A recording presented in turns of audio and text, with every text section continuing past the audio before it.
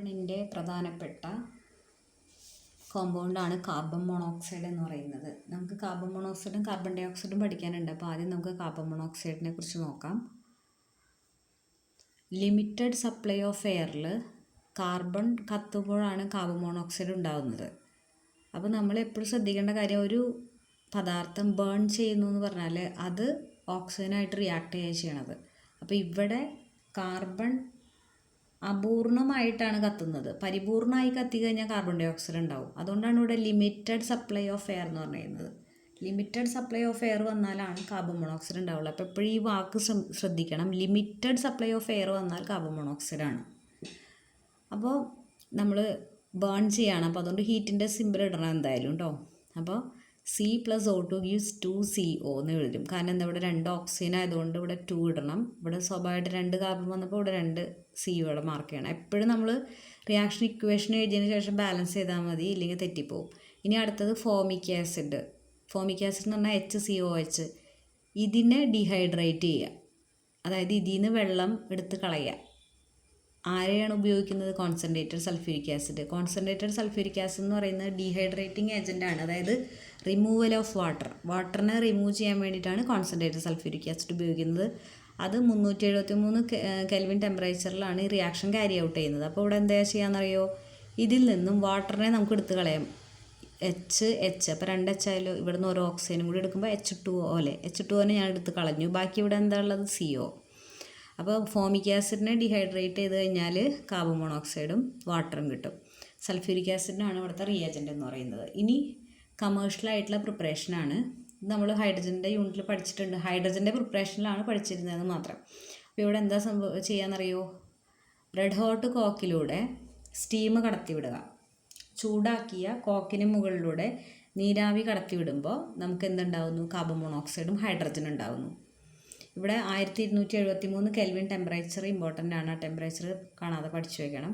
അപ്പോൾ ഉണ്ടാവുന്ന ആ മിക്സ്ചർ ഓഫ് ഗ്യാസിനെ പറയുന്ന പേരാണ് വാട്ടർ ഗ്യാസ് അല്ലെങ്കിൽ സിന്തസിസ് ഗ്യാസ്. ഇത് പല ഓർഗാനിക് കോമ്പൗണ്ടുകളുടെ ഉൽപ്പാദനത്തിന് ഉപയോഗിക്കുന്നുണ്ട്. അതുകൊണ്ടാണ് ഇതിനെ സിന്തസിസ് ഗ്യാസ് അല്ലെങ്കിൽ സിൻ ഗ്യാസ് എന്ന് പറയാൻ കാരണം. അപ്പോൾ ഇവിടെ COയും H2 ആണ് മിശ്രിതമെങ്കിൽ അത് വാട്ടർ ഗ്യാസ് ആണ്. ഇത് നല്ലൊരു ഇൻഡസ്ട്രിയൽ ഫ്യൂവലും കൂടിയാണ്. അതായത് വ്യാവസായിക മേഖലയിൽ ഇന്ധനമായിട്ട് ഉപയോഗിക്കുന്നതാണ് വാട്ടർ ഗ്യാസ്. അപ്പോൾ ചില കുട്ടികൾ ഇവിടെ തെറ്റിക്കാറുണ്ട്. വാട്ടർ ഗ്യാസ് എന്ന് കേൾക്കുന്ന പാടെ COയും H2Oയും എഴുതി വയ്ക്കും. ഒരിക്കലും H2O അല്ല, വാട്ടർ അല്ല, ഹൈഡ്രജനാണ് H2. അത് ശ്രദ്ധിക്കുക. പിന്നെ ചൂടാക്കിയ കോക്കിലൂടെ നമ്മൾ സ്റ്റീമിന് പകരം എയർ കടത്തിവിടുക. എയർ എന്ന് പറഞ്ഞാൽ എയറിൽ ഏറ്റവും കൂടുതൽ കാണപ്പെടുന്ന എലമെൻറ്റുകൾ ഏതൊക്കെയാണ്? ഓക്സിജനും നൈട്രജനും. അപ്പോൾ നമ്മൾ റിയാക്ഷൻ ഇക്വേഷൻ എഴുതുമ്പോൾ C+O2 + N2 എന്ന് എഴുതണം. അപ്പോൾ റെഡ് ഹോട്ട് കോക്കിലൂടെ എയർ കടത്തിവിടുമ്പോൾ, അപ്പോൾ എയർ എന്ന് പറഞ്ഞാൽ അവിടെ ഓക്സിജനും നൈട്രജനും ഉള്ളതുകൊണ്ടാണ് നമ്മൾ O2 + N2 എന്ന് എഴുതിയത്. ഗീവ്സ് അതിൻ്റെ മേലെ 1273 കെൽവിൻ ടെമ്പറേച്ചർ. എന്തൊക്കെയാണ് ഉണ്ടാവുക? കാർബണും ഓക്സിജനും ചേർന്ന് കാർബൺ മോണോക്സൈഡ് ഉണ്ടാകുന്നു. പിന്നെ ആ നൈട്രജൻ അതേപോലെ അവിടെ റീടൈൻ ചെയ്യുന്നത് അതേപോലെ അവിടെ എടുത്ത് എഴുതിയാൽ മതി. ഇവിടെ ശ്രദ്ധിക്കേണ്ട കാര്യം, ഇവിടെ രണ്ടെണ്ണം ഉള്ളതുകൊണ്ട് 2CO എന്ന് എഴുതണം. പിന്നെ ഇത് അതുപോലെ തന്നെ എടുത്തെഴുതുക, 4N2 എന്ന് എടുത്തെഴുതുക. പിന്നെ ഇവിടെ 2 കാർബൺ ഉള്ളതുകൊണ്ട് ഇവിടെ 2C എന്ന് എഴുതണം. ഇവിടെ എഴുതാൻ വിട്ടുപോയതാണ്, ഇവിടെ പ്രിൻറ്റിങ് മിസ്റ്റേക്കാണ്. അപ്പോൾ അത് ശ്രദ്ധിക്കുക. അപ്പോൾ ഈ കാർബൺ മോണോക്സൈഡിൻ്റെ നൈട്രജൻ്റെ ആ മിക്സറിന് എന്തോ ഒരു പേരുണ്ട്, പ്രൊഡ്യൂസർ ഗ്യാസ്. അതും ഒരു ഇൻഡസ്ട്രിയൽ ഫ്യൂവൽ തന്നെയാണ്. അപ്പോൾ ചിലപ്പോൾ ചോദിക്കാറുണ്ട് എന്താണ് വാട്ടർ ഗ്യാസ്, എന്താണ് പ്രൊഡ്യൂസർ ഗ്യാസ് എന്നൊക്കെ. അപ്പോൾ നമ്മൾ ഇത് വളരെ പ്രധാനപ്പെട്ടതാണ് കേട്ടോ. പ്രൊഡ്യൂസർ ഗ്യാസ് കാർബൺ മോണോക്സൈഡിൻ്റെയും നൈട്രജൻ്റെയും മിക്സ്ചറാണ് പ്രൊഡ്യൂസർ ഗ്യാസ് എന്ന് പറയുന്നത്. ഇനി അടുത്തത് പ്രോപ്പർട്ടീസാണ്. പ്രോപ്പർട്ടീസ് എന്ന് പറഞ്ഞാൽ അത് കളർലെസ് ആണ്, ഓർഡർലെസ്, ടോക്സിക് ആയിട്ടുള്ള ഗ്യാസ് ആണ്. വാട്ടറിൽ സോല്യൂബിൾ അല്ല. കാർബൺ ഡൈ ഓക്സൈഡ് ആണെങ്കിൽ വാട്ടറിൽ സോല്യൂബിൾ ആണ്. പക്ഷേ carbon monoxide insoluble in water. ഇതൊരു പവർഫുൾ റെഡ്യൂസിങ് ഏജൻറ്റും കൂടിയിട്ടാണ്.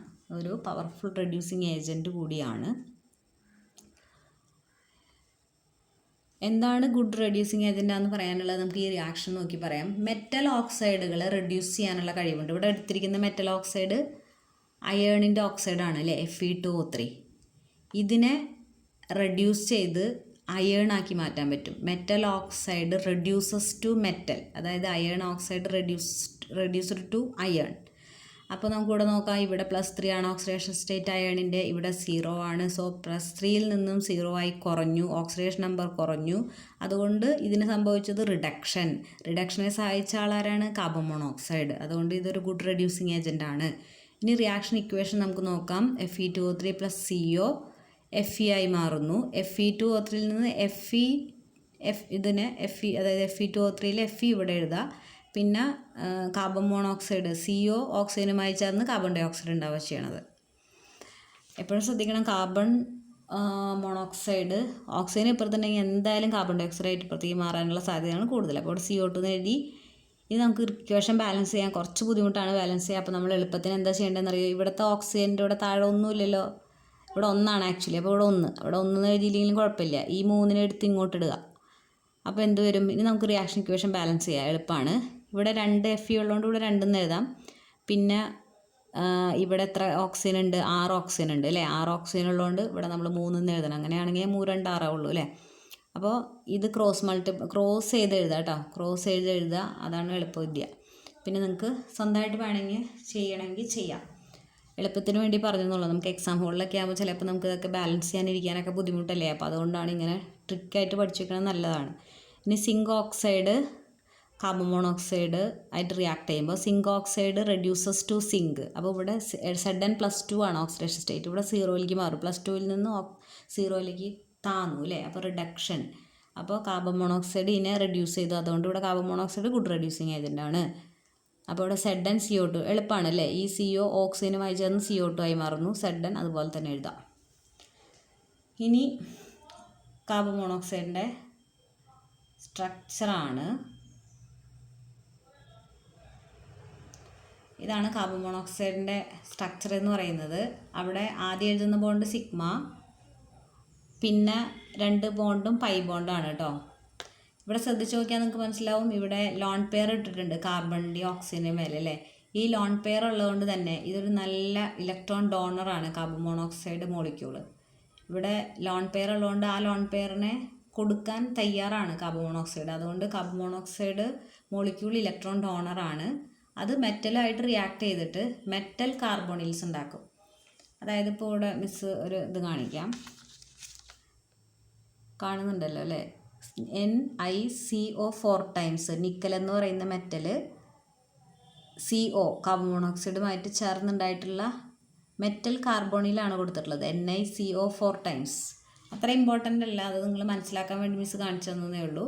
അപ്പോൾ നിക്കൽ എന്ന് പറയുന്ന മെറ്റൽ കാർബൺ മോണോക്സൈഡ് മോളിക്യൂളായിട്ട് ചേർന്ന് നിക്കലിൻ്റെ കാർബോണിൽസ് ഉണ്ടായി.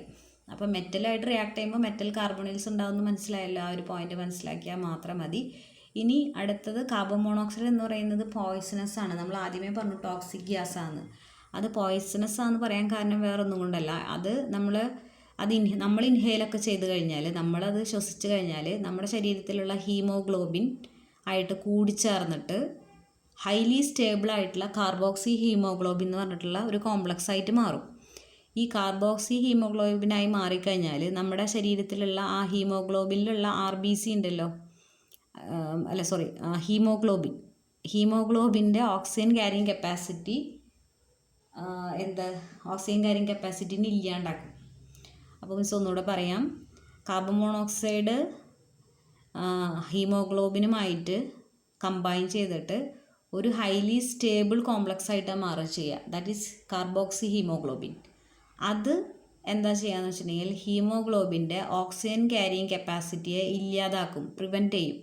അങ്ങനെ വന്നു കഴിഞ്ഞാൽ നമ്മുടെ ശരീരത്തിലെ സെൽസിലൊക്കെ ഓക്സിജൻ എത്താതെ വരും. അപ്പോൾ നമുക്ക് തലവേദന, പിന്നെ നെർവസ്നെസ് വരും, പിന്നെ നമ്മുടെ കണ്ണ് കാണാതാവും, അവസാനം നമ്മൾ മരണത്തിലേക്ക് പോവുക ചെയ്യുക. അപ്പോൾ അതുകൊണ്ടാണിത് ഹൈലി എന്താന്ന് പറയാൻ കാരണം,